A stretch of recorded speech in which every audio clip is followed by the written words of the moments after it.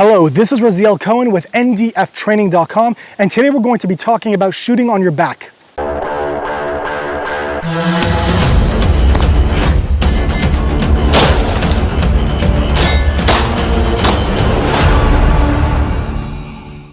Now, this is definitely not a drill a lot of people practice, mainly because most ranges won't allow you to, but the motion of what this is definitely able to be practiced in dry fire, and it's definitely something that would be valuable for you to be able to practice. Now, why in the world would we be on our back? Most of the time, it's because we fell, or if we ended up getting into maybe a grappling situation and you were able to push someone off and then you ended up on your back somehow, you're still able to use your gun and practice in this capacity. Now, there's obviously a lot of safety concerns that comes with doing this.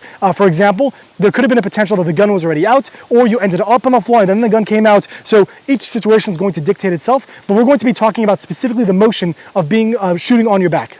So now, me as a parent, one thing that's all over the house is toys. There are toys everywhere, and it's very possible during a home defense situation that you might trip over something or fall back on something and end up finding yourself on the floor with the need to still engage. So here's a few things that we want to be very careful about when it comes to being in this position. If your gun was still in the holster, what's very important is to make sure that when you're getting the gun out of the holster, you don't muzzle yourself. So we're going to actually have our knees up, and we're going to make sure that we're bringing the gun around so that we don't muzzle our knees, as well as when we're between our legs, when we're firing from between our legs, we want to make sure that we're kind of maybe cupping our arms a little bit to make sure that our knees don't get past them and end up getting shot. So with a rifle and a pistol, this is obviously going to be different. This could obviously be performed with both, but the main thing we want to be aware of is muzzle discipline and making sure we don't end up shooting ourselves during a high stress situation.